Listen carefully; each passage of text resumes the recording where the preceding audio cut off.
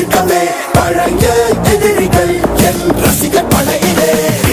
இது தளபதி பேரு கேட்ட விசிலடி.